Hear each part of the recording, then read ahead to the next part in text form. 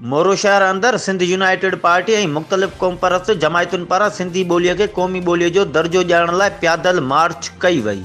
ख़बर शामिल कंदासीं मोरो खां परवेज़ अली चांडियो जी। मोरो सिंध यूनाइटेड पार्टी ऐं मुख़्तलिफ़ क़ौम परस्त जमायतुनि पारां सिंधी ॿोलीअ खे क़ौमी ॿोलीअ जो दर्जो ॾियण लाइ पैदल मार्च कंदे प्रेस क्लब ते एहतिजाजी रैली पुगी, जिते मुज़ाहिरो कयो वियो। मुज़ाहिरे कंदड़ अॻुवाणनि मीडिया अॻियां ॻाल्हाईंदे चयो त सॼी दुनिया अंदरि अॼु क़ौमी ॿोलीअ जो ॾींहुं मल्हायो पियो वञे। असांजी सिंधी ॿोली क़दीमी ऐं तारीख़ी ॿोली आहे, पर अफ़सोस सां चवणो थो पवे त असांजी ॿोलीअ खे मिसारण लाइ साज़िशूं थी रहियूं आहिनि। जेकर हिंदुस्तान में सिंधीअ खे क़ौमी ॿोलीअ जो दर्जो मिलियल आहे त पोइ असांजे सूबे में सिंधी ॿोलीअ सां मटेली माउ वारो सलूक छो कयो पियो वञे। उन्हीअ मौक़े ते क़ौम परस्त अॻुवाण मोहम्मद यासीन सुमरो, फज़ल बुरड़ो, इम्तियाज़ खोसो, बिलावल डायरी, गुलाम फरीद कलोड़ो, अमीन कलोड़ो, जगदेश कुमार देशी, आबिद अबड़ो, परवेज़ सिंधी, अब्दुल फत्ताह डायरी, अली खान नवल, हसन शाह सूफ़ियाणो, आकाश खोखर, अज़ीज़ कोराई ऐं ॿियनि जी अॻुवाणी में सख़्तु एहतिजाज कंदे मुतालबो कयो वियो त